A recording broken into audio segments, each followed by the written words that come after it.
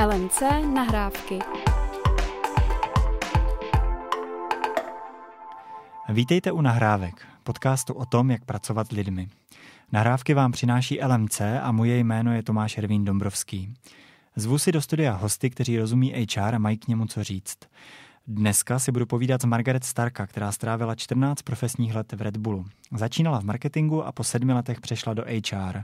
Proto jí baví do práce s lidmi vnášet marketingové principy. Margaret dnes pracuje na vlastním projektu Bedna. S kolegyněmi pomáhá tomu, aby lidé v českých a slovenských firmách spolu vytvářeli firemní kulturu. A to i s ohledem na diverzitu, tedy rozmanitost a pestrost. Margaret, vítejte. Dobrý den. Dneska si budeme povídat teda především o diverzitě, ale i o HR marketingu nebo angažovanosti, o důvěře a o vztazích.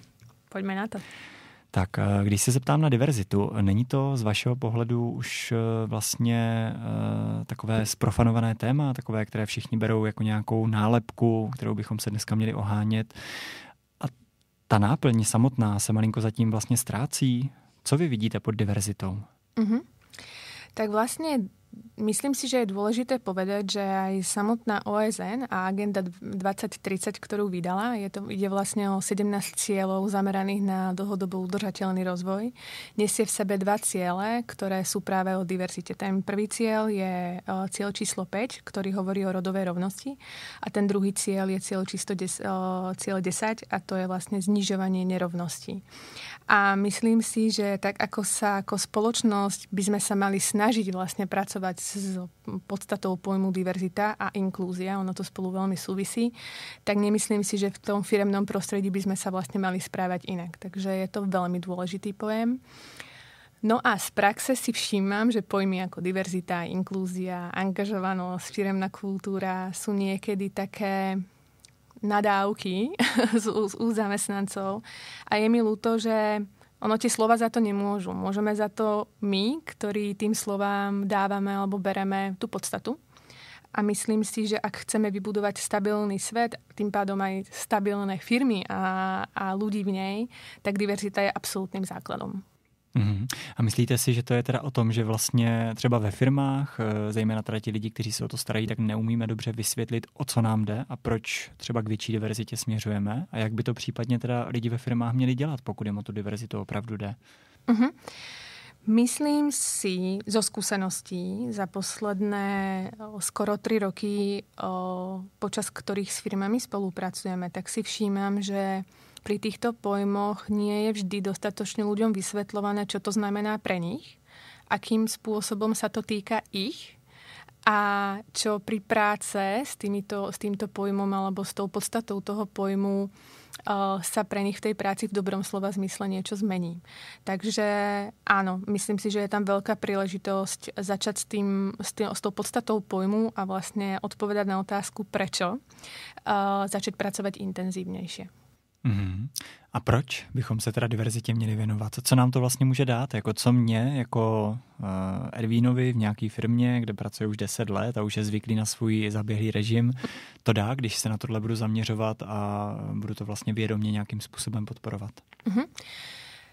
Tak podstata diverzity je v začatí u seba. Vedieť sa zvedomiť v tom, aký som, čo je pre mňa prirodzený spôsob, ako veci naciťujem alebo ako si nad nimi rozmýšľam. A každý jeden deň spôsobom, akým tú prácu robím, skúsiť presiahnuť samého seba.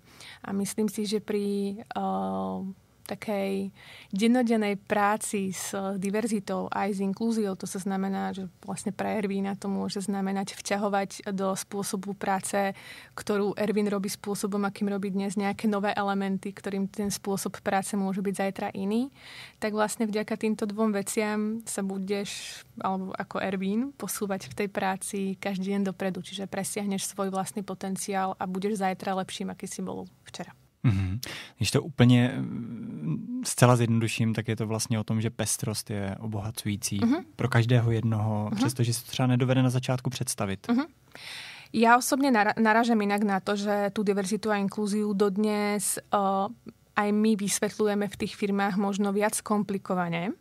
A akurát dneska pracujeme s týmom na tom, ako nájsť také jednoduché paralely v obyčajných momentoch života, na ktorých ľudia pochopia, čo to tá diverzita vlastne je. Pretože prednedávnom som práve svojich blízkych kamarátov, o ktorých som absolútne presvedčená, že tá diverzita a inklúzia je absolútne ich súčasťou. Som ich pozvala do našej osvetovej kampane, aby sa vlastne k téme, čo pre nich diverzita znamená, vyjadrili. Tak mi povedali opakovane, že ale ja neviem, čo ti mám k tomu povedať. Takže my naozaj stále hľadáme tie cesty, ako to vysvetliť čo najjednoduchšie.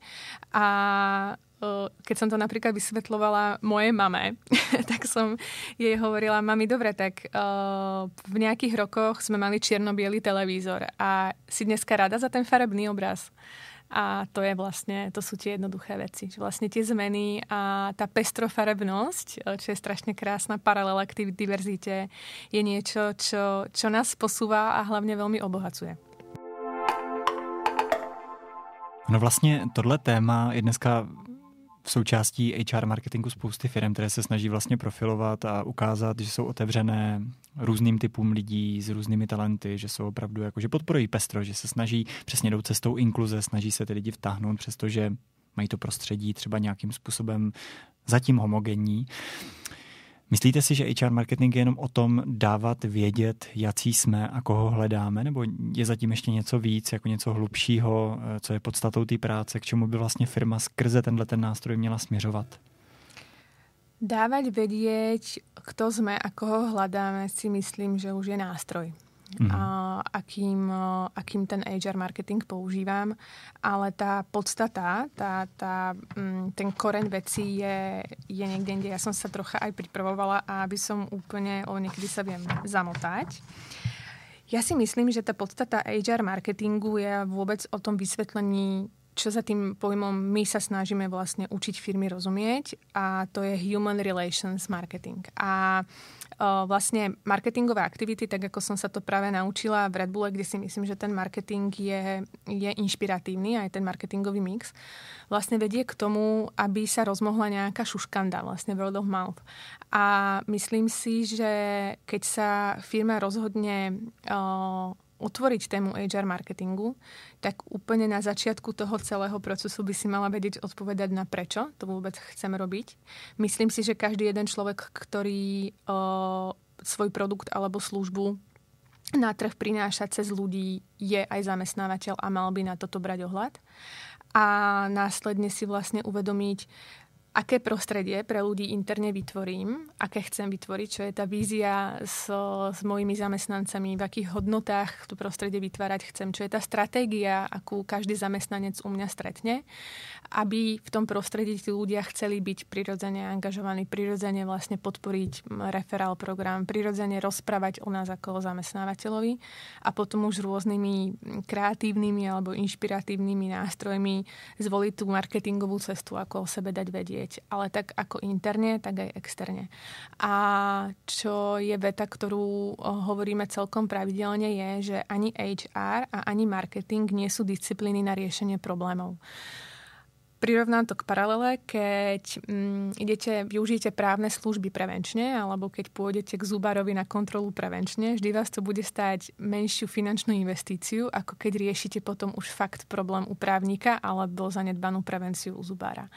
A toto je to isté. Vy keď stratíte dôveru ako zamestnávateľ interne alebo externe, tak s vysokou pravdepodobnosťou si niekto tú dôveru nájde inde. Tak ako keď váš produkt alebo služba stráti dôveru zákazníkov, tak ten market share proste stratíte a zobere si ho buď konkurencia, alebo vás bude stáť dvojnásobok času a dvojnásobok peňazí nadobudnúť ju znovu späť. Takže je to spojenie dvoch obrov, ktoré si myslím, že fungujú, ak sú uchopené konzistentne, strategicky, pravidelne a prirodzene. Myslíte si, že jsou na tom české slovenské firmy už v tuhle chvíli za poslední roky, kdy se opravdu museli snažit na tomhle poli, že jsou na tom poměrně dobře, nebo pořád máme co zlepšovat?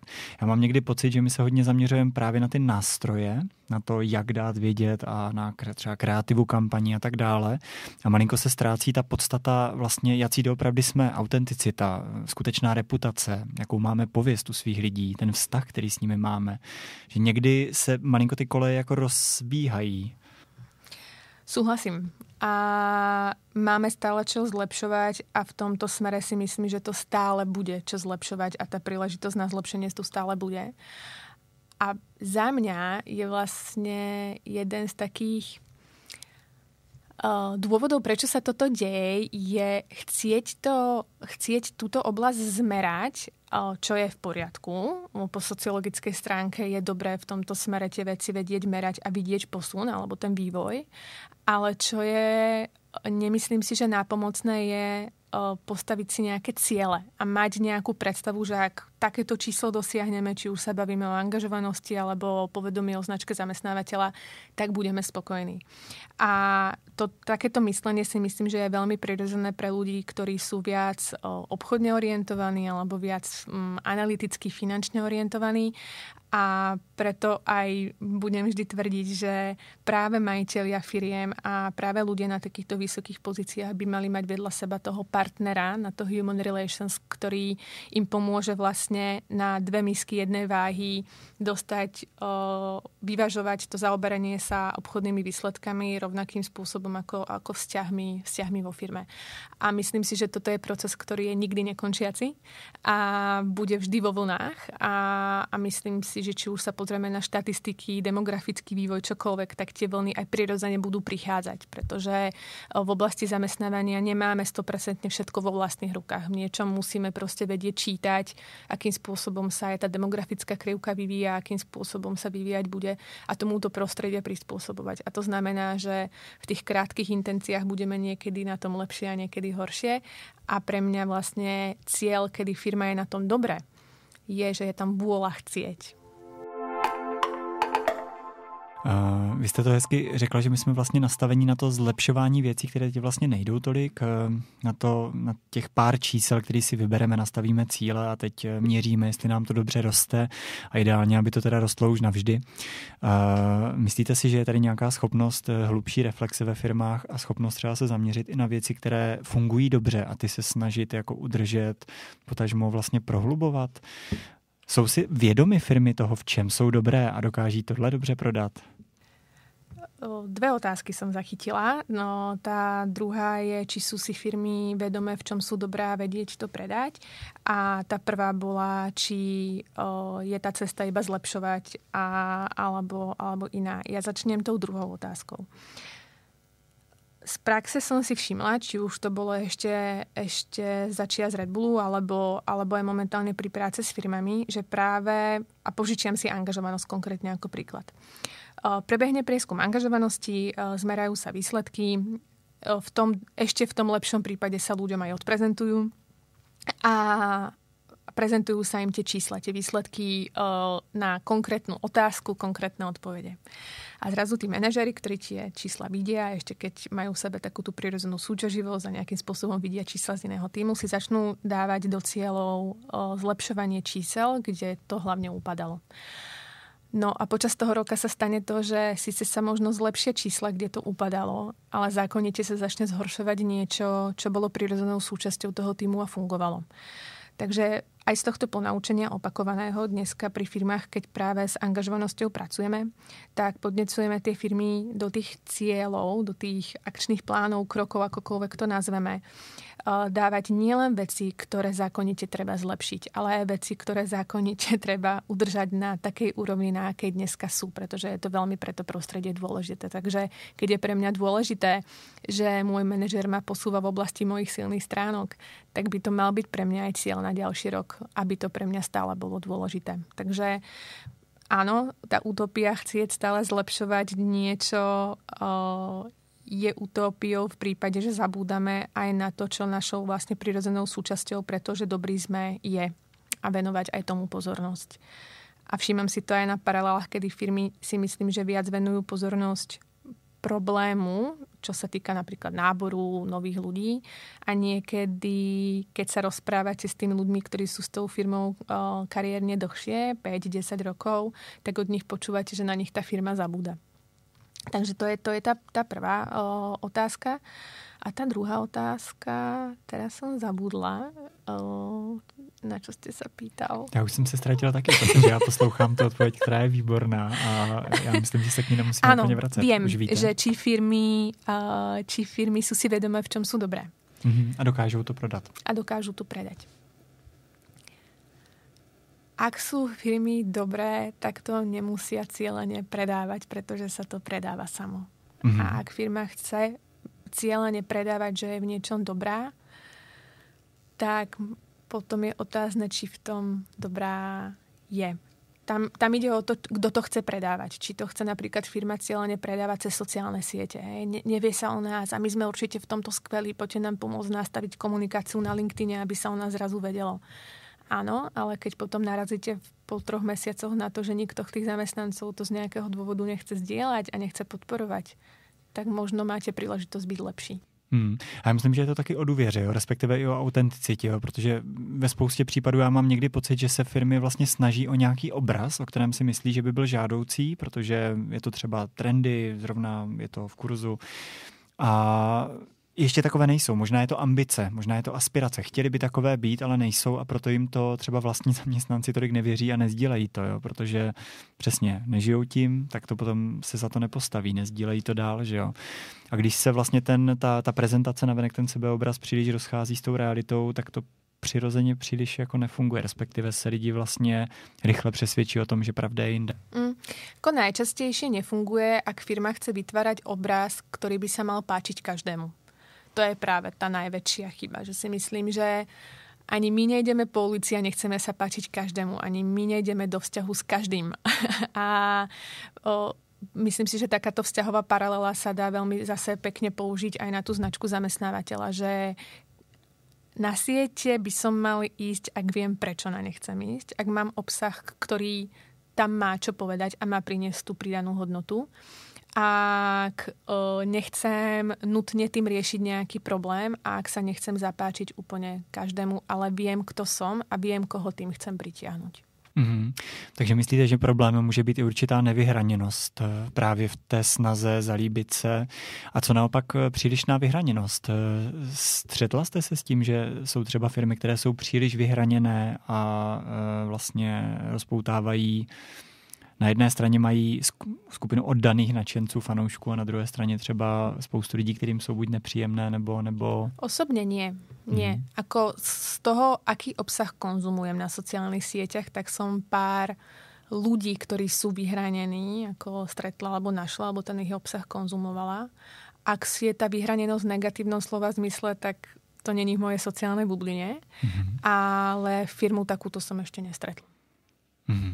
A teď to je otázka vlastně spíš z marketingového pole, ale samozřejmě se to týká i HR, protože si v tom hledáme cestu. Teď je to velké téma v kulturních rozpravách.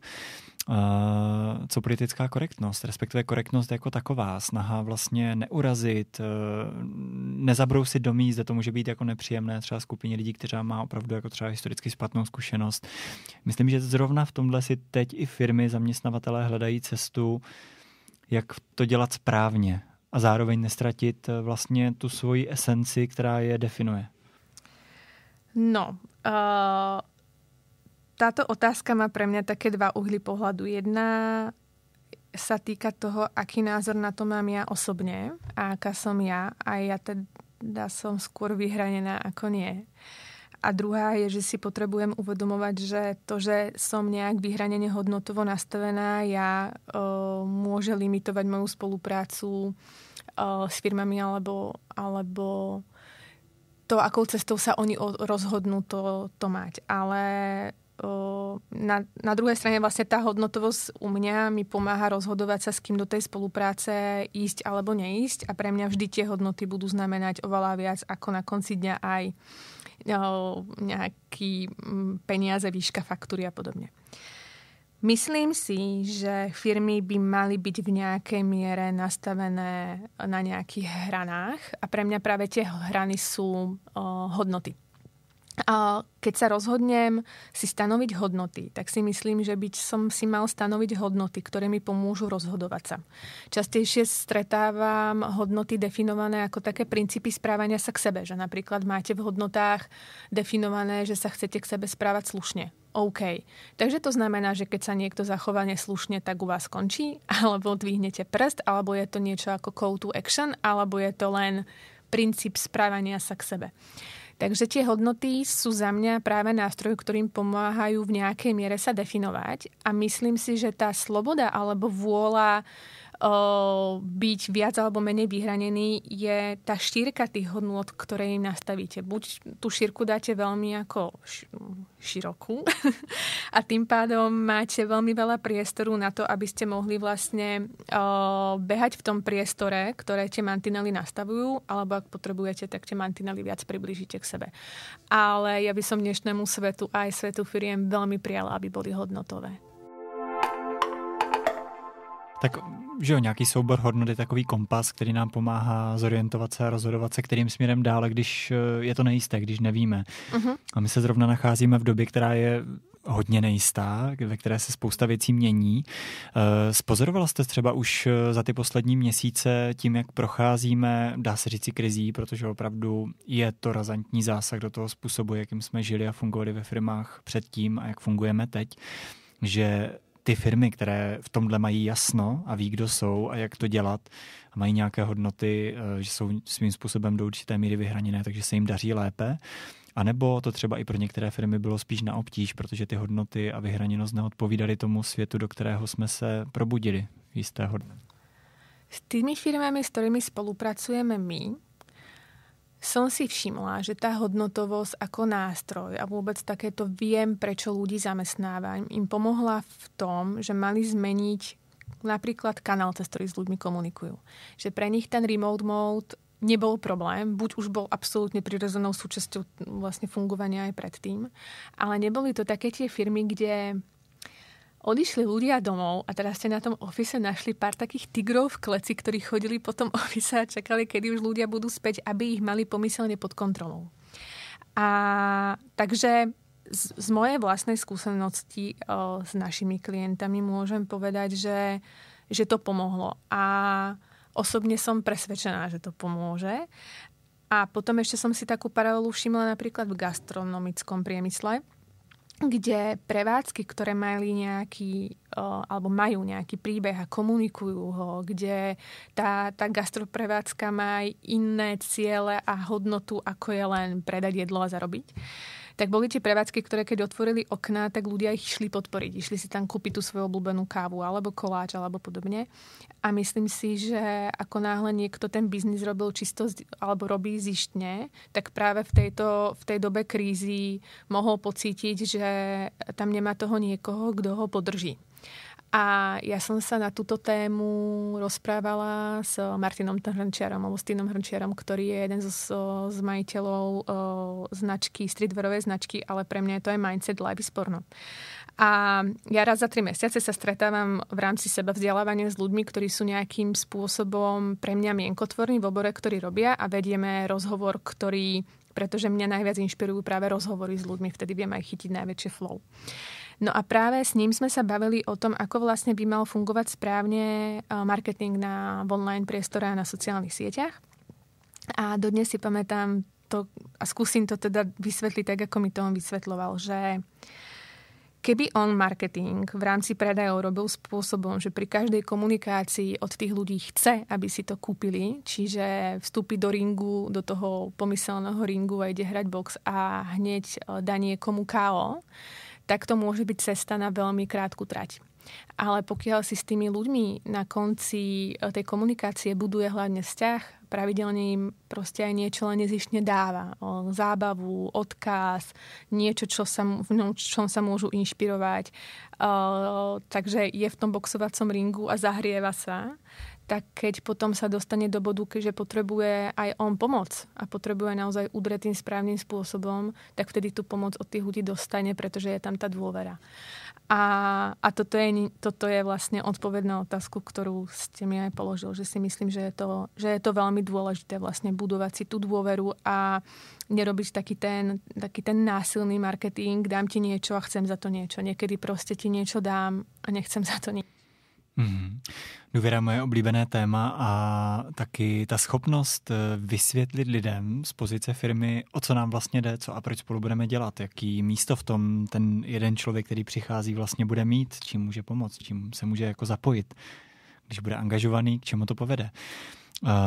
Já jsem v nadsázce v jednom rozhovoru taky říkal, že mně přijde, že ta komunikovaná vize, respektive to, co za těma firmama je vidět, v drtivé většině případů, alespoň v našem prostředí, tak je vlastně dominantní vize vydělat více peněz. Opravdu, že vlastně firmy neumí dobře vysvětlit, o co jim jde, k čemu to jako vede, ten jejich biznis.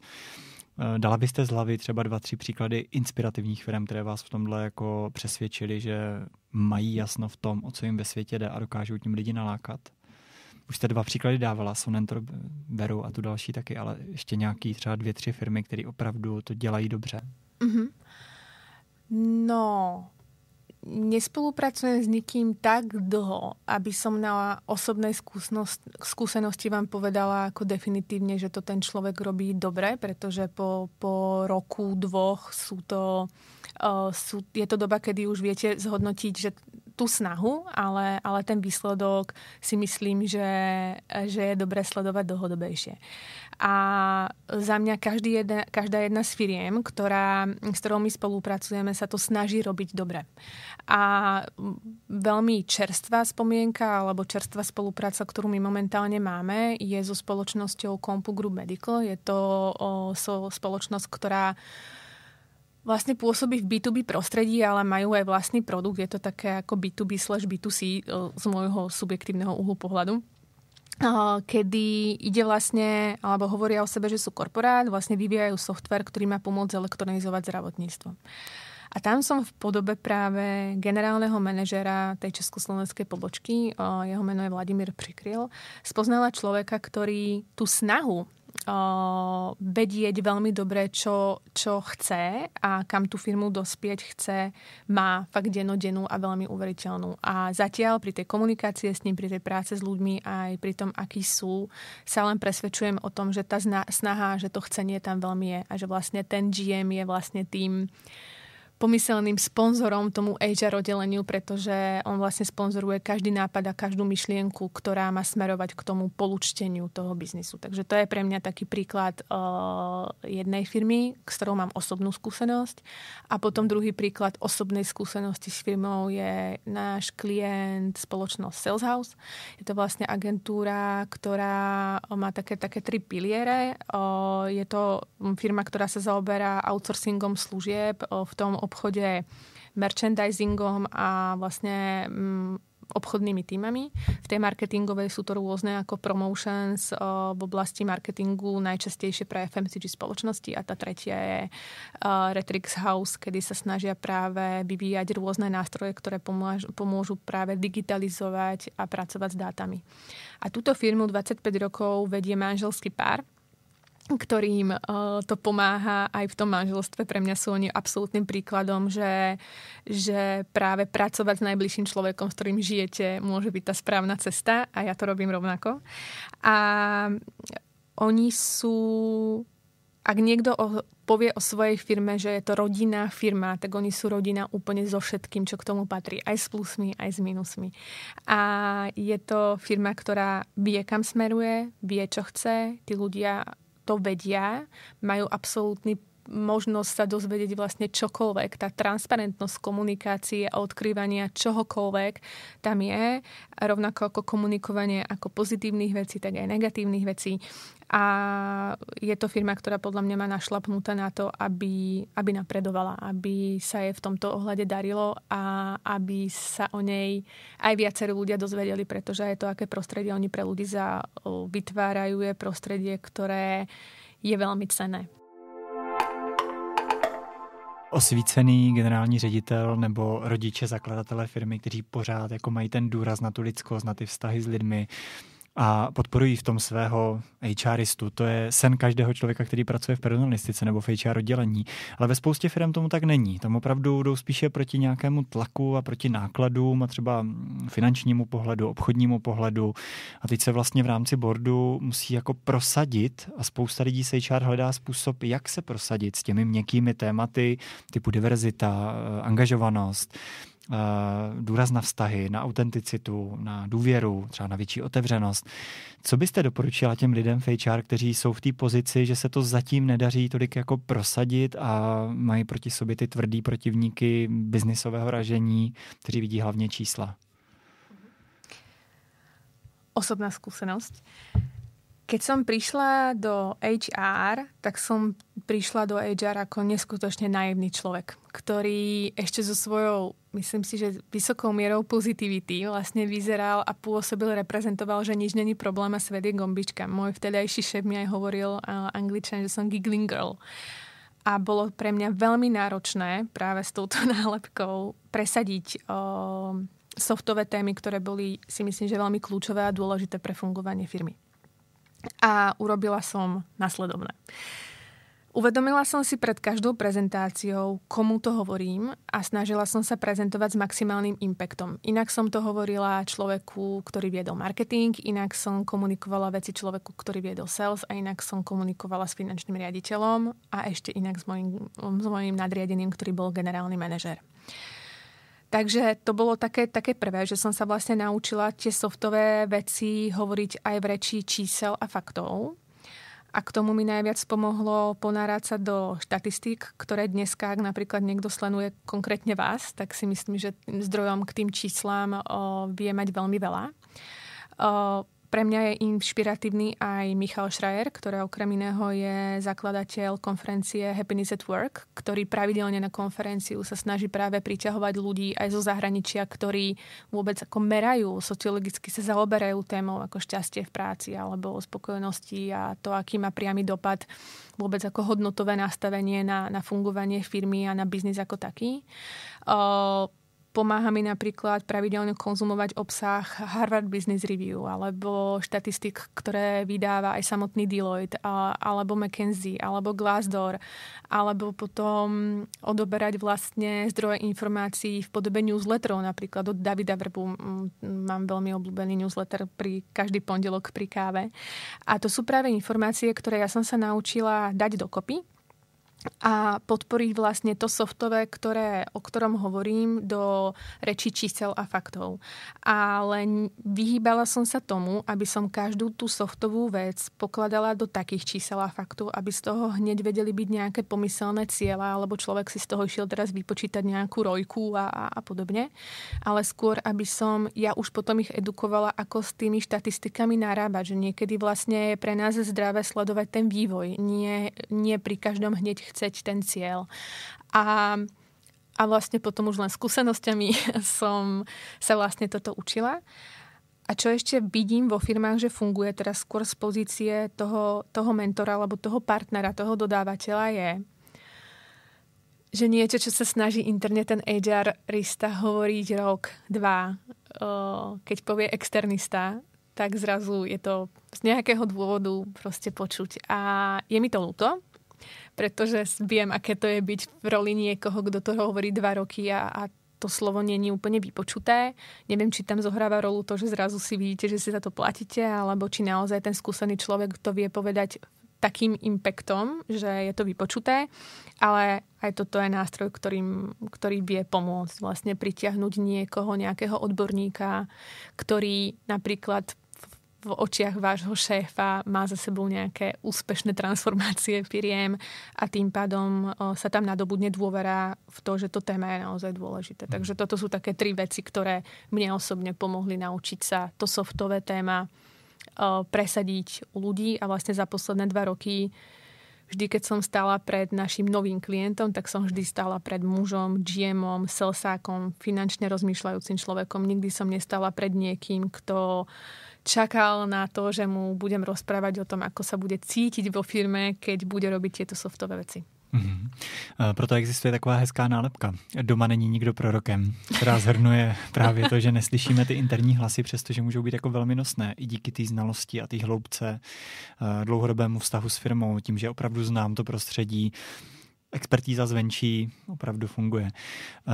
Myslíte si, že když teď je český top management definovaný hlavně tím, že převažuje ten biznisový, finanční, obchodní pohled, že se blížíme do doby, kdy bude ta lidská stránka, HR stránka věci, nějaká softová stránka, hodnotová, alespoň silněji zastoupená, neřekli třeba i převažující? Myslím si, že áno a dúfam, že áno. Keď sa aj ponoríte do rôznych štúdií a štatistik, ktoré som práve vymenovala, ja som si vypisovala alebo pripravila také ako 4, ktoré mne úplne utkveli v pamäti, tak naozaj je prekazateľné, že napríklad 1% nárastu rodovej rôznorodosti vo firme zvyšuje jej profit o 33%. O tom hovorí niekoľko štatistik práve z Glassdooru. Alebo že diverzné týmy prinášajú o 33% vyššiu úspešnosť. Sú vlastne firmy, ktoré majú tie týmy diverzné, sú naozaj až v 70% pripravené lepšie expandovať na nové trhy. Napríklad aj vôbec ženy v top manažmente sú naozaj z niekoľkých štatistík je prekazateľné, že tá firma so ženou v manažmente, myslím tým v roli, kedy aj žena pomáha spolu rozhodovať o tom, kam tá firma bude smerovať, sú firmy, ktoré sú úspešnejšie. Takže ono naozaj štatisticky a z praxe je prekazateľné, keď sa pozriete na tie úspešné firmy, že ako náhle tá hodnotovosť, rôznorodosť a inklúzia je zapracovaná do dennodennej súčasti tej firmy, tak tie firmy sú pripravené na úspech a sú už dnes úspešnejšie ako firmy, ktoré to nerobia. Takže ja si myslím, že tomu napredujeme. Vrátim sa úplne na začiatok veci už len preto, že to máme zapracované v samotnej agende toho, ako vôbec dbať na dlhodobo udržateľný rozvoj nás ako ľudí, tak si myslím, že to proste má to byť prirodzenou súčasťou aj toho firemného prostredia. Takže za mňa určite áno. A budem sa o to ďalej snažiť. My jsme se hodně bavili o tom, jakým způsobem pracujete s klienty, ale když jste pracovala někde pod něčím vedením, a to se vám vlastně děje i dneska, jaká je vaše vzpomínka na nejlepšího šéfa?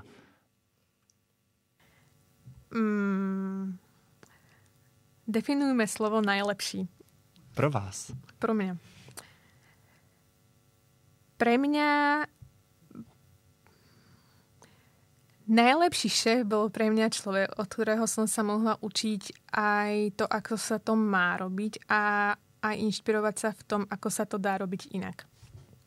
A nepoviem vám meno a človeka, ktorého tu vynesiem na piedestál, pretože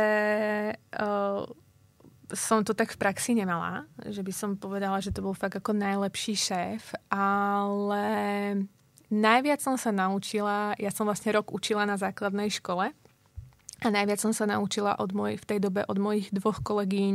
Ja som vtedy viedla štvrtákov aj do obeda, aj v družine. Mala som 20, takže fakt nechcete byť v tej roli vtedy, akej som bola ja. A hlavne, keď som šla suplovať napríklad 9-takom telesnú výchovu potom.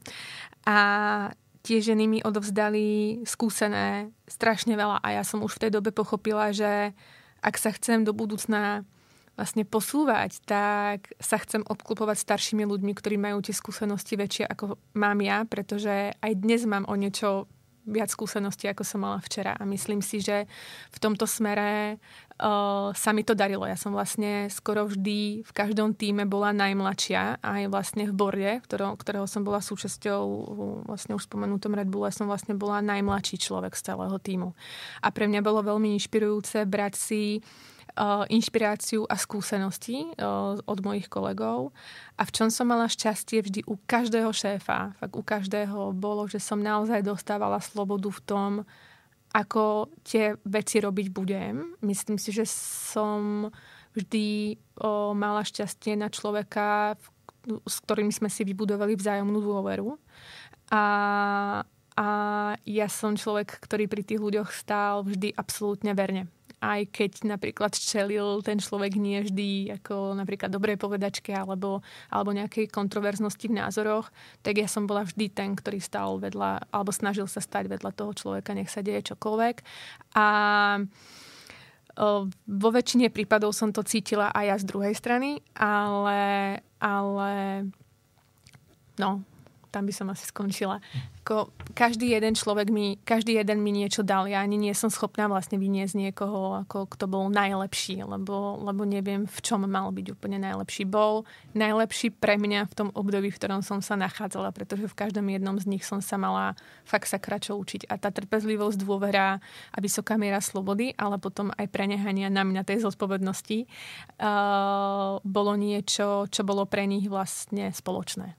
Mm-hmm. Tak to byl takový krásný osobní příklad tomu nastavení k diverzitě na závěr. Přesto to vlastně tímhletím způsobem i žila, respektive žijete dále. Děkuju za rozhovor. Doufám, že bude užitečný v těch konkrétních věcech, které vlastně kolegům z HR společně takhle předáme. A společně si teda držme palce, ať to má ten dopad, o který nám vlastně jde, což je to pestré prostředí, které možná bude odolnější vůči náročným časům, kterými zrovna procházíme. Ďakujem veľmi pekne za inšpiratívne otázky a za veľmi príjemný rozhovor a ja vám. A každému HRistovi odkazujem, že vás má začať sledovať aj na LinkedIne, pretože myslím si, že doba, do ktorej ideme, je doba, o ktorej moc nie všetko vieme a v tomto smere naozaj štatistiky a demografické dáta nám môžu iba pomôcť. A konkrétne vy ste pre mňa človek, ktorý tie dáta prezentuje dosť zrozumiteľne na to, aby som tomu rozumela a vedela možno to aj potom zapracovať do nejakých plánov alebo skôr stratégií v tomto prípade byť pripravený s 2-3 variantami podľa toho, čo sa stane. Takže z vlastnej skúsenosti práve vás ako zdroj v tomto smere odporúčam a všetkým držím moc palce, aby sme týmto obdobím prešli ako obdobím, ktoré nás niečo naučí a niekam nás posunie. Před chvilkou jste se červenala vy, teď se červenám já. Každopádně děkuju a loučím se i s našimi posluchači. Pekný deň všetkým. LMC nahrávky.